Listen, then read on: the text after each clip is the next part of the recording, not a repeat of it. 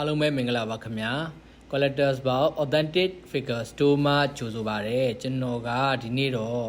ဆိုင်မှာဈေးအနည်းဆုံးဗာလေးတွေရှိလဲဆိုတာကိုမေးထားတဲ့မိကွန်းလေးကိုပြန်ဖြေပေးမှာဖြစ်ပါတယ်ကျွန်တော်တို့စီမှာဈေးအနည်းဆုံးဆိုရင် keychain တွေ accessory တွေရှိပါတယ်1000 2000 3000 6000 9000 8000 9000 1000ပေါ့နော်အဲ့ကနေပြီးအစားစားတသိန်းလောက်ထိကို accessory တွေရှိပါတယ်ဗျာဒီမှာဆိုရင်လည်းဒါ badge လေးတွေကြောပွေးမှာတွဲထားလို့ရတယ်အလှ decoration ကြောပွေးမှာထားလို့ရတဲ့ badge လေးတွေ Tokyo Revengers တို့နောက်တချို့ဆိုရင် Ichiban Gucci တွေကပစ္စည်းလေးတွေအစားရှိပါတယ်မိမိကြိုက်နေတဲ့ character လေးတွေကိုလာရောက်ပြီးတော့ရွေးချယ်ဝယ်ယူနိုင်ပါတယ်ကျွန်တော်တို့မှာဒီလို rubber band keychain လေးတွေလည်းရှိတယ် acrylic ပြား keychain တွေလည်းရှိတယ်အကုန်လုံးကတော့ authentic official တွေဂျပန်တွေပဲဖြစ်ပါတယ် quality တွေအစားကြည့်လိုက်တာနဲ့တင်ဒါquality အစားတိတာပါတယ်ကျေစုခိုင်ဆန်ထဲမှာလည်းမျိုးစုံရှိပါတယ်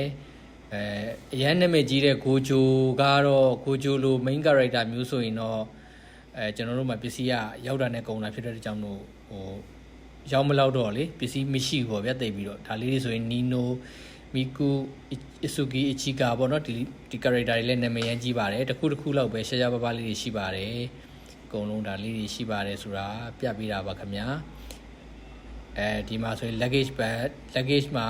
ဟို design ဆင်လို့ရတဲ့ဟာလေးတွေဒါဆို Miku keychain လေးတွေအရန်လှတယ်ဒါဆိုရင် Ichiban တွေကဟာလေးတွေပေါ့နော်လုံးဝ selection လေးတွေပါနောက် my hero တွေကဟာလေးတွေရှိမယ်နောက် plushie တွေကျွန်တော်တို့မှာရှိတယ် plushie အသေးလေးတွေရှိမယ် figure small mini figure အသေးလေးတွေကျွန်တော်တို့မှာရှိပါမယ်ပြီးတော့ကျွန်တော်တို့ဒီ acrylic stand ပေါ့နော် acrylic stand ထောင်လို့ရတဲ့ဟာလေးတွေဆိုတော့ Dragon Ball series တွေကလည်းတော်တော်များများရှိပါမယ်လာရောက်ပြီးတော့မိမိတို့ကြိုက်နေတဲ့ character လေးကိုလာရောက်ပြီးတော့ရွေးချယ်ဝယ်ယူလို့ရပါတယ်ခင်ဗျာနောက်ကျွန်တော်တို့စီမှာ A4 file တွေ poster တွေတော့လွယ်အိတ်ကြောပွေးပုံစံမျိုးလေးတွေနောက်tower တွေပေါ့နော်ဟို Dragon Ball ဆို Dragon Ball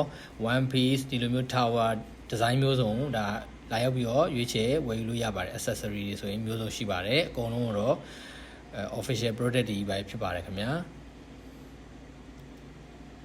plushie အသေးလေးတွေကြောပွေးမှာတွဲလို့ရတယ်